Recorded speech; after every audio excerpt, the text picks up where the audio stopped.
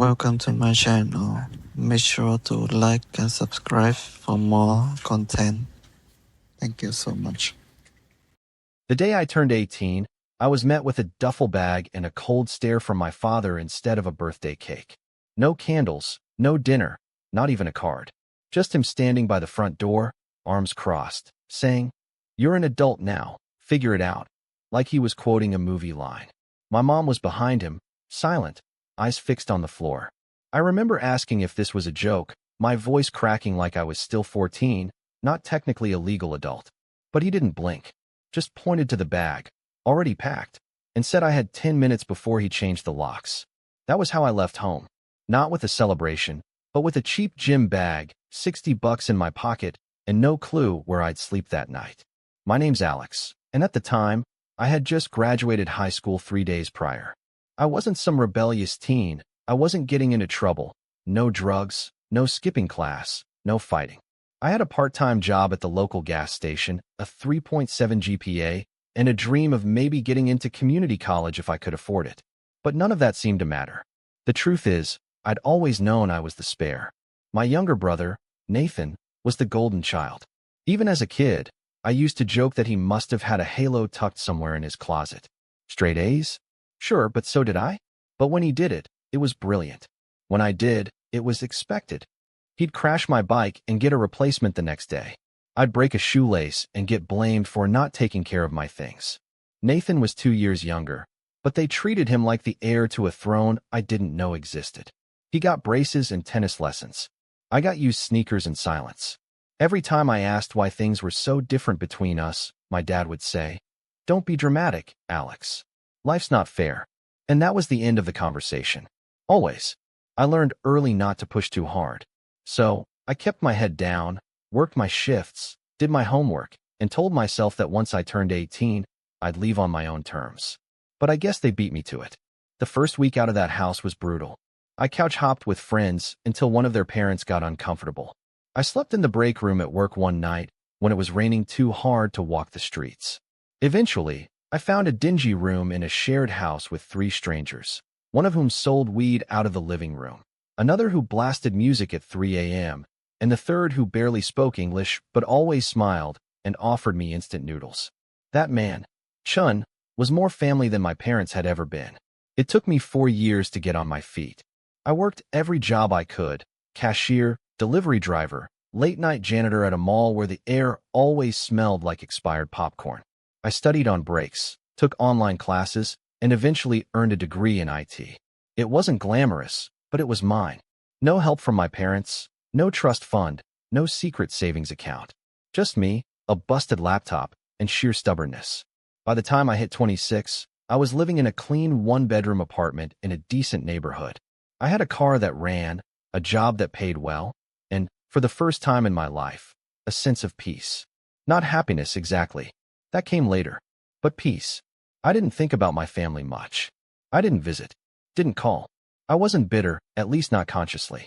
I just figured, if I wasn't good enough for them then, I sure as hell wasn't going to beg now. And then, one Sunday morning, everything shifted again. It started with a knock. I was in sweats, just about to start some laundry, when I heard it. 3 sharp knocks, too firm to be friendly.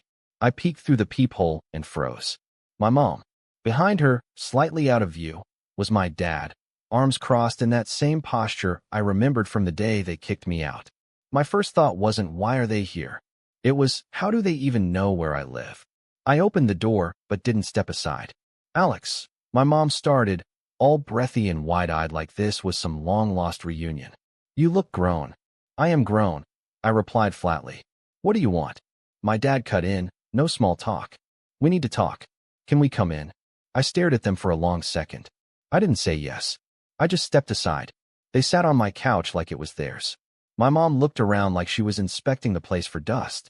My dad remained standing, hands on his hips. The silence was thick.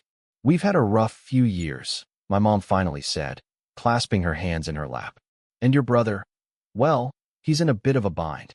I felt something cold twist in my stomach. Of course, this was about Nathan. "What kind of bind?" I asked, trying to keep my voice even. "He got laid off," she said gently, like I was supposed to feel sorry. "And his fiancée left him. Took the car." He's struggling. I waited. We thought, my dad said, that since you're doing well now, and since you have this place, maybe it's time to come together. As a family. I raised an eyebrow. Come together how? My mom glanced at my dad before answering. We think it would make sense for Nathan to move in here. Just temporarily. Until he gets back on his feet. There was a moment of stunned silence. I almost laughed. Almost. You're joking, I said. No, my dad replied firmly. You've got space. It's the least you can do. Family comes first. Those 3 words made something snap in me. Family comes first. The same family that tossed me out like garbage. The same family that let me go hungry while they remodeled Nathan's room into a study space after I left. Let me get this straight, I said slowly, trying not to raise my voice.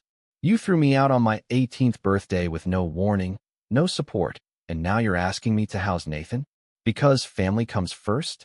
My mom looked uncomfortable. We made mistakes. Mistakes. I interrupted. That wasn't a mistake. That was a choice. Alex, my dad said, stepping forward like he was still in control of this situation. He's your brother. He needs you. You don't turn your back on family. I stood up. You did. The room went quiet again. Look, my mom tried to soften her tone.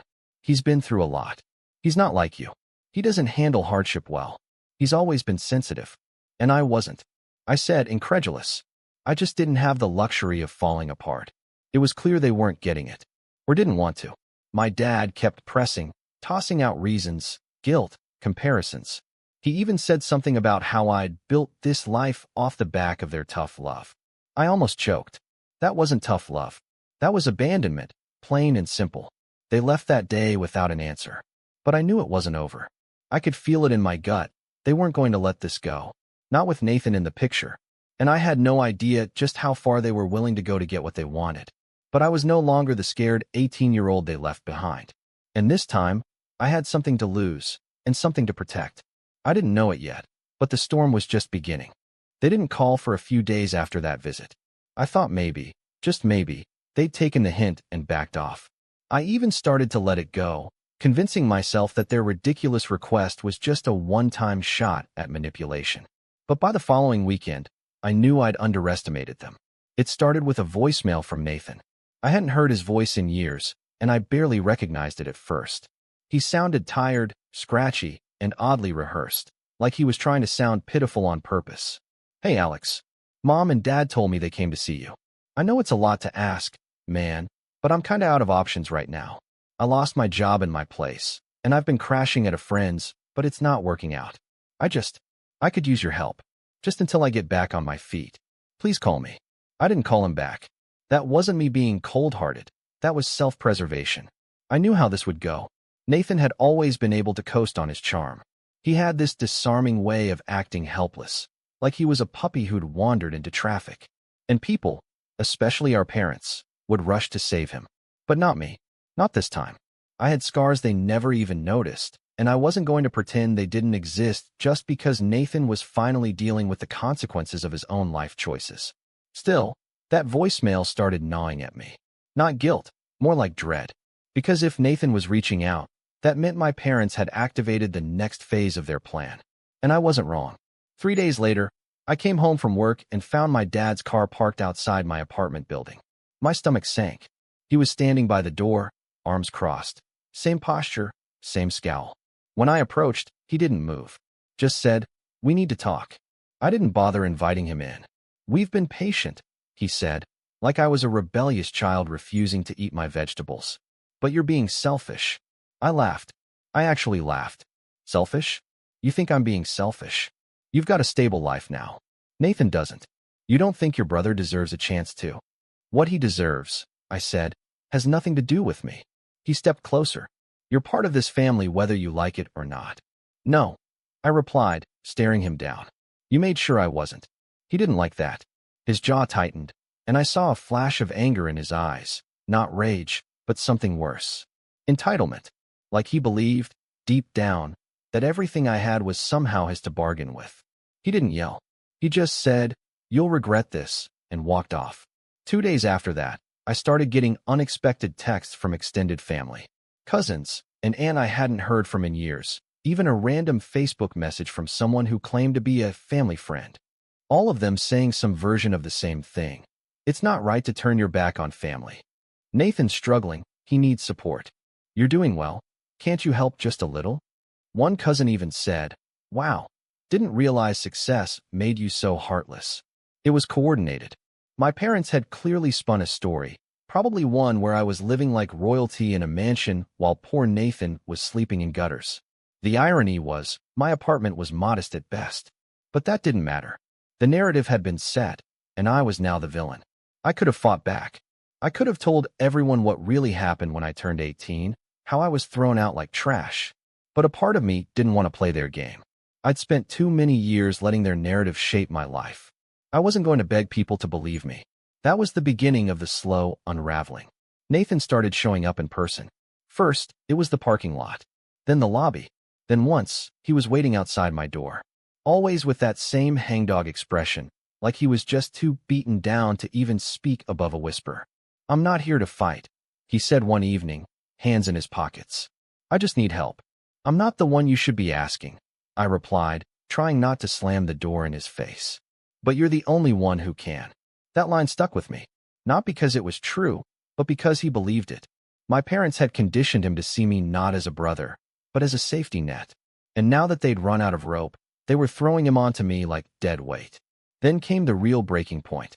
I was at work, knee-deep in a network issue, when I got a call from my landlord. Not something that ever happened.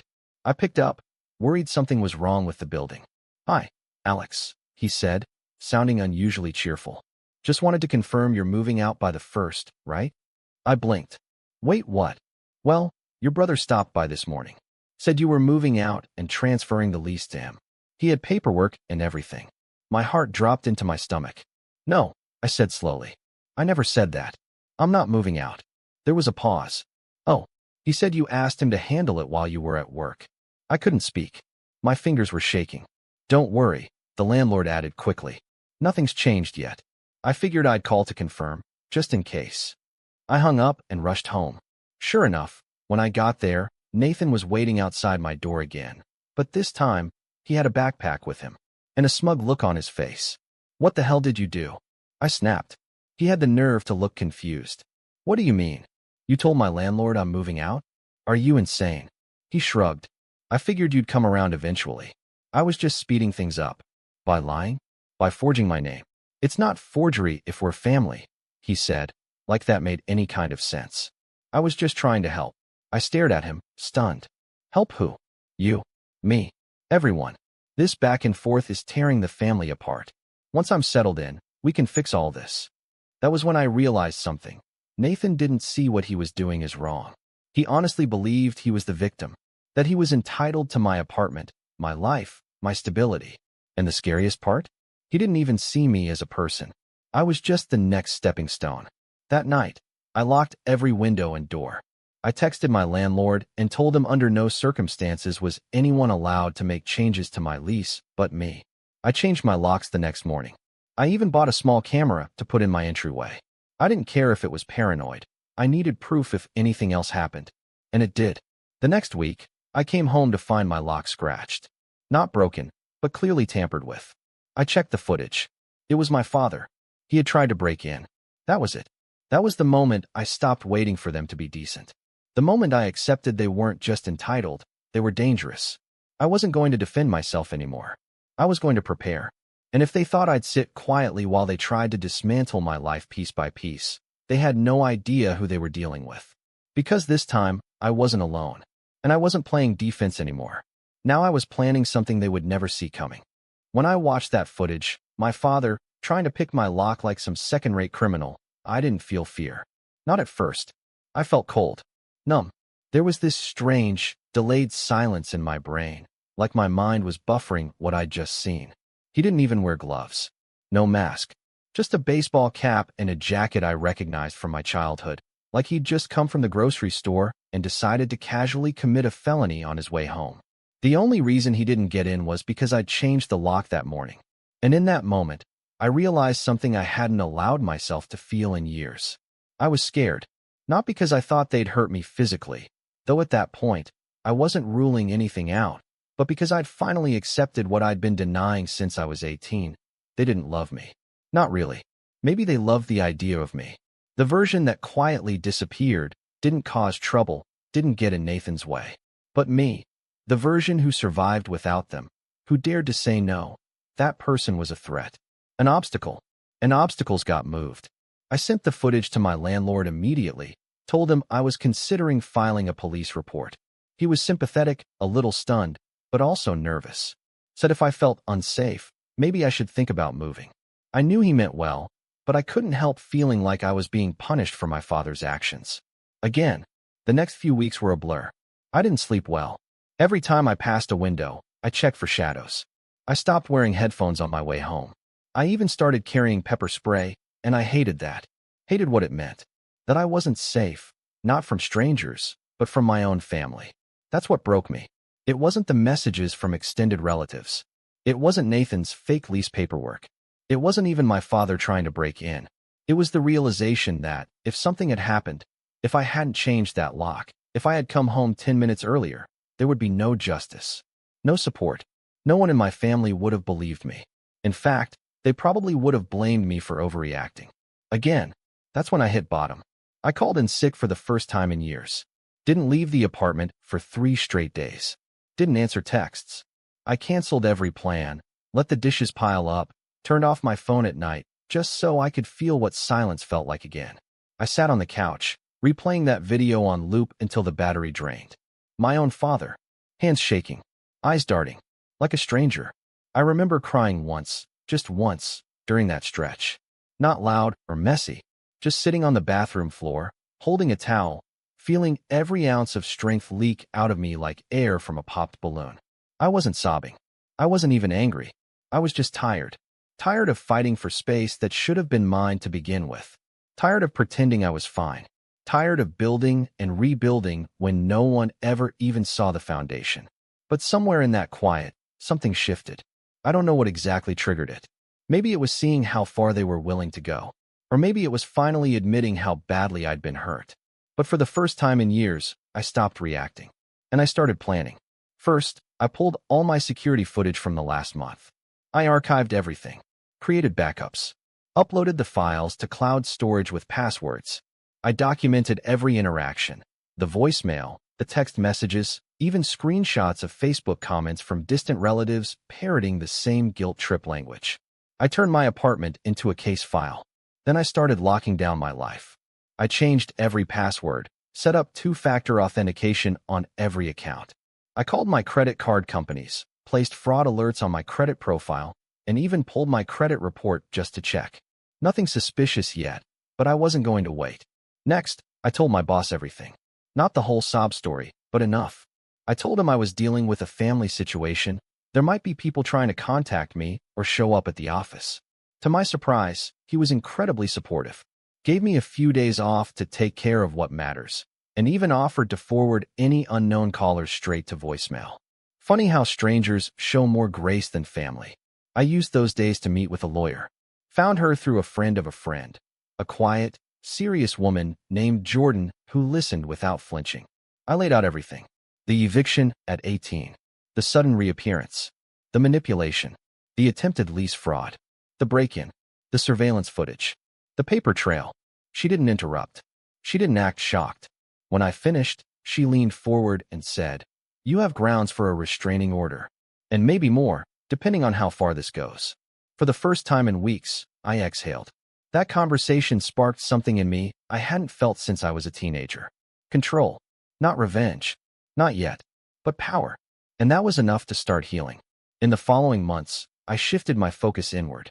I enrolled in a certification course I'd been putting off for years. Something about cloud infrastructure and data security. Boring to most, but to me it was a ladder. Every night, I came home, made dinner, and studied. No distractions. No drama. Just progress. I started seeing a therapist, too. Just once a week at first. Then twice. Her name was Elena, and she didn't coddle me.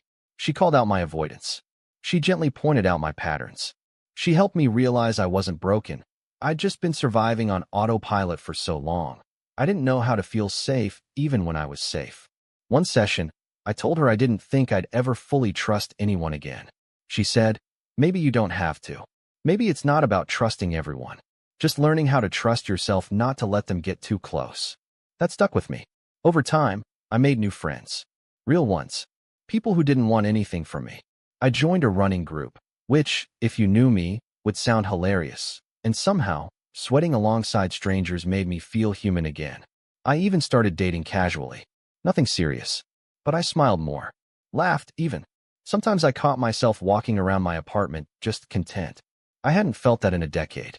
But that peace came with clarity. Because even though I was rebuilding, piece by piece, breath by breath, I hadn't forgotten. They were still out there. Still lying.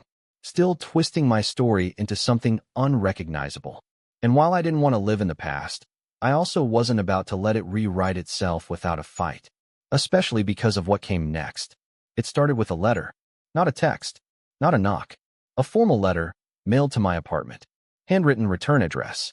No stamp, just slipped into my mailbox. It was from my mother. I stared at the envelope for 10 full minutes before opening it. The letter was 3 pages long. Neat handwriting. The same loopy cursive she used to write on birthday cards, back when she still remembered to buy them. It started off with the usual, "We miss you. We never meant to hurt you. Things were hard back then." Then it shifted. She wrote that Nathan was going through a deep depression and had begun making serious plans to fix his life. She said they wanted to transfer the family home to him, to give him a fresh start, but that some paperwork still had my name listed as an heir from years ago, when my grandfather left a small inheritance to me and Nathan jointly. She asked me to sign a few things. Said it was just a formality.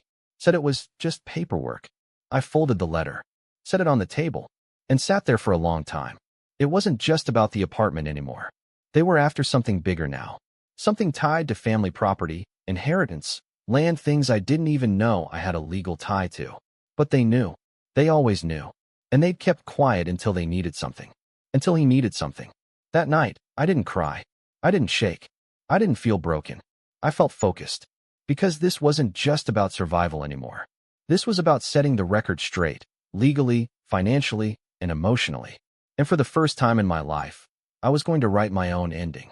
But first, I had to gather every piece of the puzzle they thought I'd forgotten. And once it was all in place, they'd finally understand what it felt like to be on the outside looking in. By the time I finished reading my mother's letter for the 3rd time, I wasn't just suspicious, I was certain. They were trying to erase me. Not metaphorically, legally, quietly, permanently. The wording wasn't angry or threatening. That's what made it worse. It was sanitized, coated in that fake kindness they used to use when I was a kid asking why Nathan got dessert and I didn't. It's not about fairness, sweetie. It's about what's best for everyone. Only this time, it wasn't about dessert. It was about the family home, a house I hadn't thought about in years.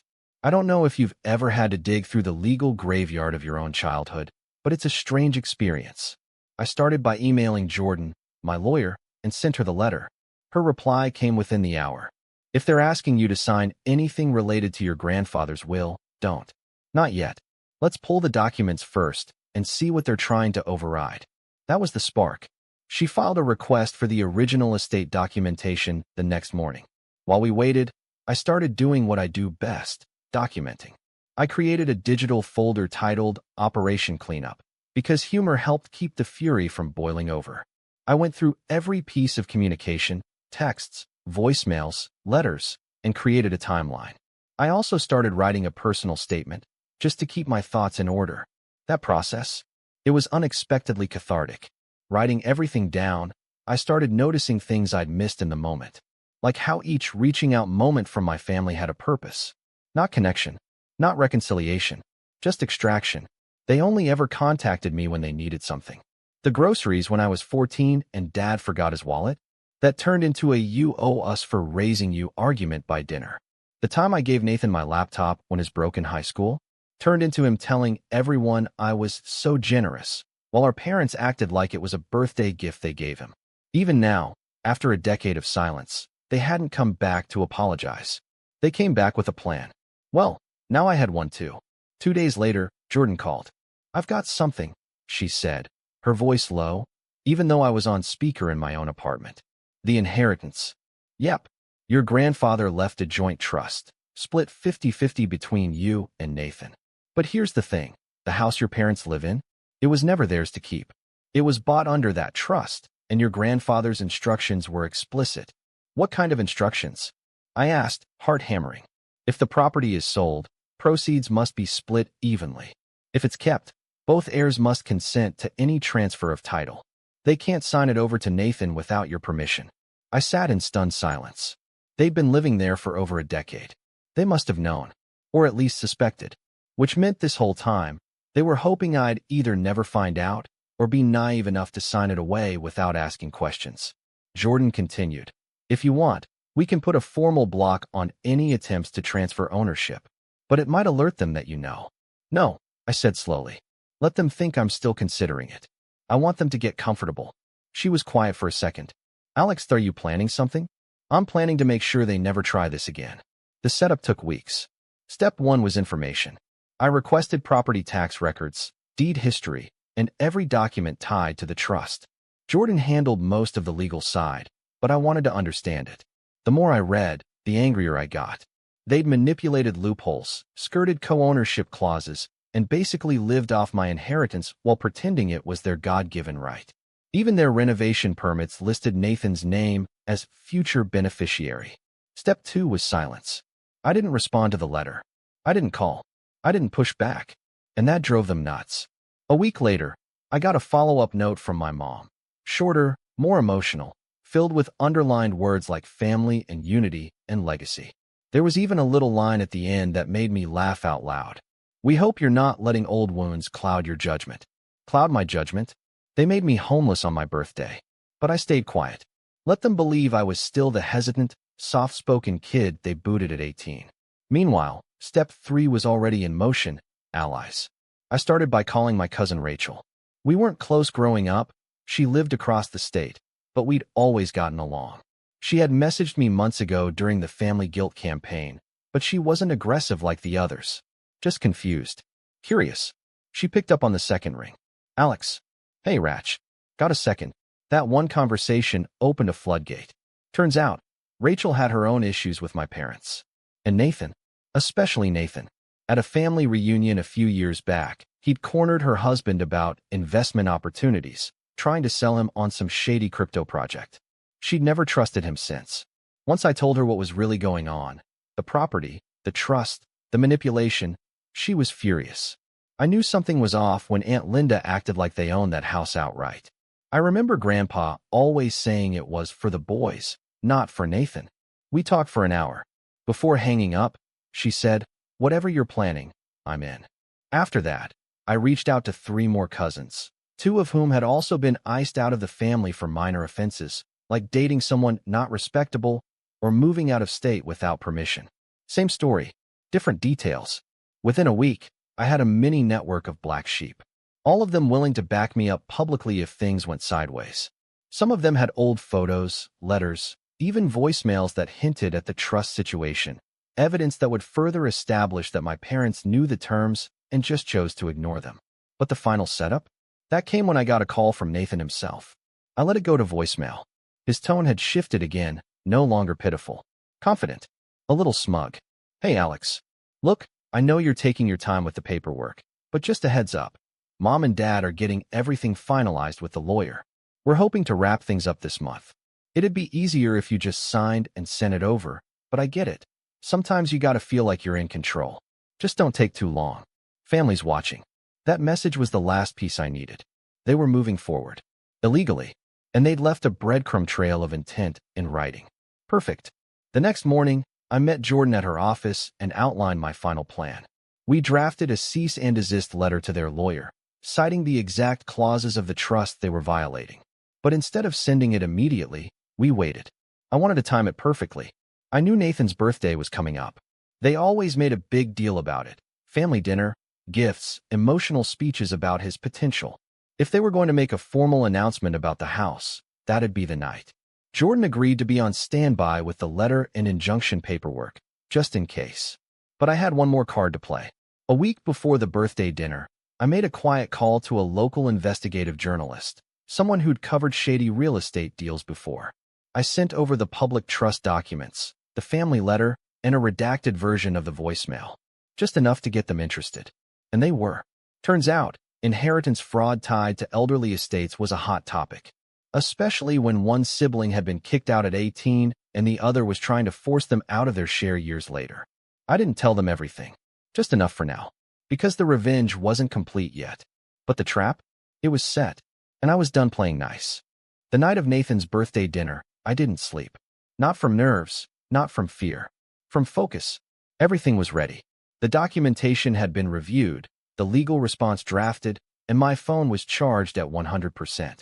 I even set a reminder titled "Drop the Hammer" at exactly 7:30 p.m., just in time for the big family speech I knew my father would give. Jordan was standing by with the court injunction. The journalist had already emailed me twice asking if I had a comment to include in their final draft, which was set to go live that weekend. This wasn't revenge out of anger. That would have been easy. This was revenge born from survival, from 10 years of silence, of being erased. It wasn't about punishing them. It was about reminding them that I exist. I dressed in a plain black button-up, not to show up in person, but because I wanted to look put together when I FaceTimed Rachel. She was already at the birthday dinner, seated at the far end of the table like an outsider. She'd agreed to go on one condition, that she record everything. At 7:24, she texted, "He's starting." Then, at 7:28, "They're bringing out a giant cake." Dad just stood up with a glass. I opened my laptop, clicked into the shared drive folder I'd titled Inheritance Audit, and made sure everything was visible and time-stamped. Emails, voicemails, texts, copies of the trust, the letter from Mom, Nathan's smug voicemail, all of it. And then I waited. Rachel called me at 7:33. I answered immediately and saw her holding the camera low, under the table. The video was shaky, but I could see the room. A backyard lit by string lights.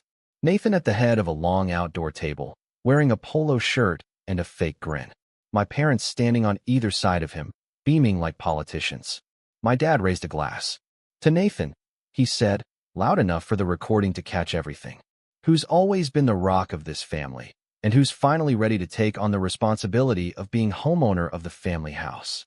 There were polite claps. My mother wiped a fake tear. Rachel slowly tilted the camera up. I saw Nathan smile and lift his own glass. "I'm honored," he said. "It's been a long journey, and I just want to thank Mom and Dad for trusting me with this legacy. We've already started the paperwork, so it's official." I smiled and nodded to myself. It was time. I texted Jordan one word. "Now." Within 30 seconds, the cease and desist letter hit their lawyer's inbox with a high-importance flag. A copy also went to my parents' shared email. Another to the county recorder's office, to block any title transfers under the trust. But the final nail? That came from the journalist. I opened the article draft one last time. The headline read, "The Invisible Heir, Family Trust Dispute Reveals Ugly Battle Over Inheritance, Alleged Deception, and Legal Trickery."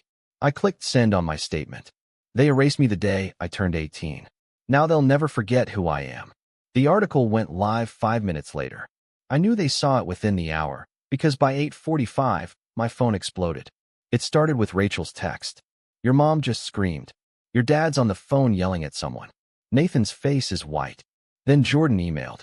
"Just got word from the county. Title is frozen pending review. You're secure." Then silence. For 2 full days. No calls. No knocks. No guilt trip letters. Just silence. Until the fallout began. Monday morning, I got a call from Jordan. "They're pushing back," she said calmly. Nathan's lawyer responded, "But it's sloppy. They're claiming implied transfer rights, but the trust is airtight." This is exactly what we expected. What's our next step? We counter with evidence. Full documentation of your occupancy termination at 18. The inheritance clause. Their attempts to coerce and misrepresent your position.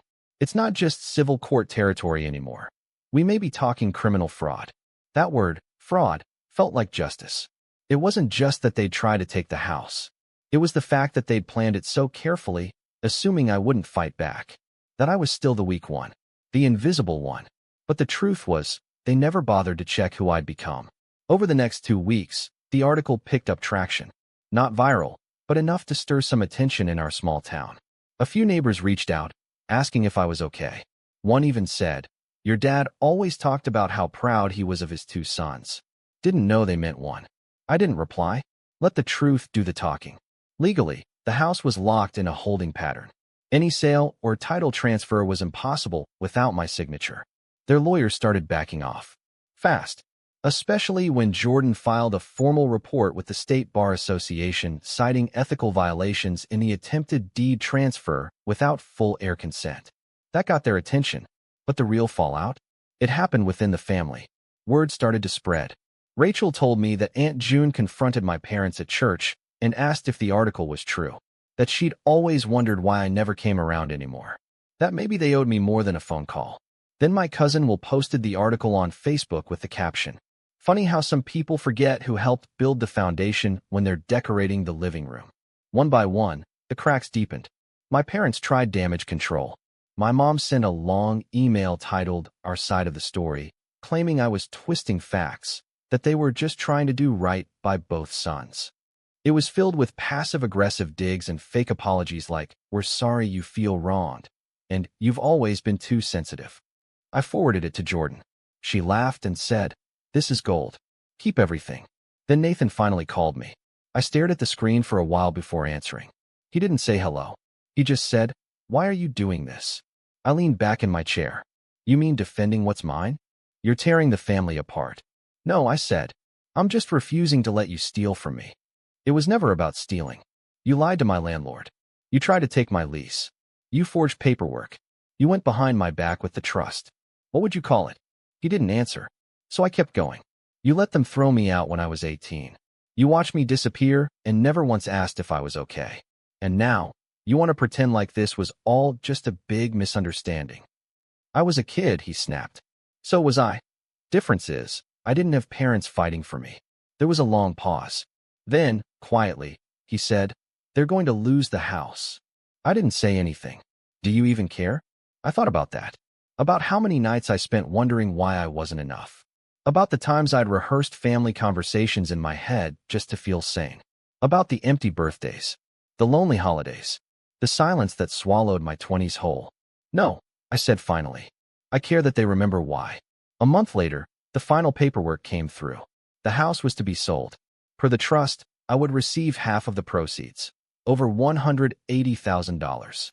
My parents would need to vacate within 90 days. Jordan handled the logistics. I never saw them in court, but I did get one last envelope. No return address. Inside was a photo of the house, the backyard, the table where Nathan had made his little speech, and scribbled in black ink across the top were the words, "Hope you're happy." I pinned it to my fridge, not as a trophy, but as a reminder that silence doesn't mean weakness, that distance doesn't mean defeat, and that sometimes the best way to get the last word is to build a life where they don't get a say at all. And that's exactly what I did. Thank you so much for watching. Hope you enjoyed the video. Make sure to like and subscribe for new content.